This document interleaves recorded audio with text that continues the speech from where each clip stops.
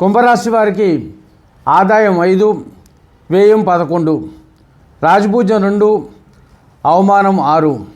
ఈ రాశి వారికి ఆరోగ్యరీత్యా, ఉద్యోగరీత్యా నిలకడ తక్కువగా ఉంటుంది. అలాగే కుటుంబంలో కూడా అంత అనుకూలమైన పరిస్థితులు కనిపించడం లేదు. అప్రమత్తంగా వ్యవహరించాలి. ప్రతి పని యందు కూడా చాలా జాగ్రత్తగా ఆలోచించి స్వతంత్ర నిర్ణయాలు తీసుకోకుండా పెద్దలు, గురువులు, తల్లిదండ్రులు, కుటుంబ సభ్యుల యొక్క సహాయ సహకారాలతోటి, సలహాలతోటి ముందుకు సాగితే మీరు అనుకున్న విధంగా మీ కార్యక్రమాలు పూర్తి చేయగలుగుతారు. ఆరోగ్య విషయంలో కూడా చాలా జాగ్రత్తగా ఉండాల్సిన పరిస్థితులు గోచరిస్తూ ఉన్నాయి. ఆర్థిక ఇబ్బందులు ఉన్నా కూడా మొత్తం మీద సమయానికి ఎంతో కొంత డబ్బు అంది మీ కార్యక్రమాలు పూర్తి చేసే పరిస్థితులు గోచరిస్తూ ఉన్నాయి. విదేశీ విద్య, ఉద్యోగ ప్రయత్నాలు మటుకు ఫలిస్తాయి. స్థలములు, వాహనాలు కొంటారు.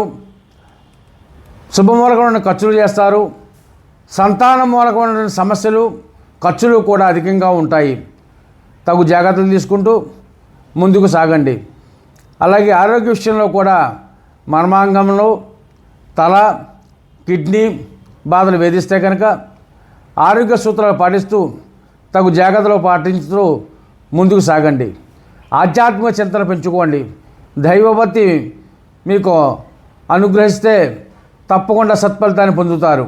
కనుక దైవారాధన విధిగా చేయండి. శివారాధన ఎక్కువ చేయండి. సుబ్రహ్మణ్య ఆరాధన చేయండి. దుర్గాదేవికి కుంకుమార్చనలు చేయించండి. ఆరోగ్య జాగ్రత్తలు తీసుకుంటూ పెద్దల యొక్క సలహాలు తీసుకుంటూ ముందుకు సాగండి. తద్వారా మంచి ఫలితాలు పొందే అవకాశం ఉంది. శివారాధన చేస్తూ శివస్తోత్రములు, దుర్గా సుబ్రహ్మణ్య స్తోత్రములు, గణపతి స్తోత్రములు చదువుకుంటూ ఉంటే తద్వారా మంచి ఫలితాలు పొందే అవకాశం మటుకు గోచరిస్తున్నాయి.